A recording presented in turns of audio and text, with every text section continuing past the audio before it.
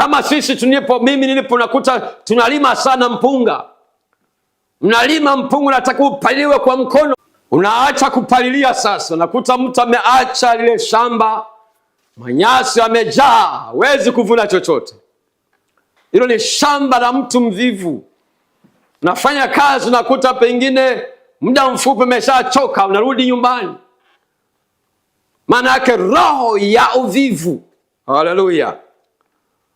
Hata sisi watumishi wa Mungu, ukisoma Yeremia sura 48 mstari wa 10, Biblia imesema amelaaniwa yeye afanye kazi ya Bwana kwa ulegevu. Kwa hata mimi shamba langu ni kazi ya Mungu. Mimi hapa niko kwenye shamba la Bwana. Lazima nifanye kazi kwa bidii. Haleluya. Kwenye eneo langu, ndio eneo la kipawa changu, ambalo lazima natarajia nitapata thawabu, taji mbele za Mungu, kwamba wapo watu waliofunguliwa wakapona kupitia kipawa ambacho Mungu alinipa. Kwa hiyo roho ya uvivu inavyotenda kazi ajabu kabisa. Haleluya, haleluya. Leo unakuta kuna hata watumishi wa Mungu ambao wameingia kwenye shamba la Bwana hawajapewa miiko. Nakuta mtu ameokoka na mwaka mmoja anafungua kanisa.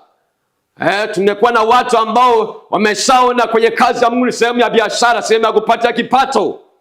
Leo hii kuna ombe kubwa la watu ambao wako ni sahihi, wako shambani. Walio wengi ni vibarua, hawana mikataba na Mungu. Ndio nasababisha sasa unaona vituko makanisani. Kwa hiyo nakuta mchungaji anaenda kazini kwa mshirika, iwe sehemu ya biashara, naenda kukaa pale. Mchungaji unakaa masaa mpaka unasinzia hapo. Sasa kwa nafasi yako wewe mshirika anahudumia wateja, na wewe uko pale mpaka unasinzia, huwezi kutoka. Huyo unatarajia kuona alete sadaka nzuri kanisani. Hiyo ni ishara ya uvivu. Kwa kuna watu hawezi kukufukuza kwa sababu wewe si mchungaji wake, ni baba yake. Lakini maana yake ni kwamba ni ishara ya kwamba mtu hana maadili, ni mvivu pia kwenye eneo lake. Huyo yuko sehemu yake ya kazi. Haleluya, haleluya. Na wewe ni mpendwa, unakwendaje kumtembelea mtu kazini kwake masaa ya kazi? Unajua kuna vitu ambavyo vinachafua heshima ya imani ya wokovu kwa sababu ya watu ambao ni wavivu. Maandiko yanasema wasio na akili. Maana yake hawawezi kupambanua mambo. Haleluya. Kwa hiyo nakuta unakwenda kumtembelea mtu yuko kazini shambani, masaa ya kazi.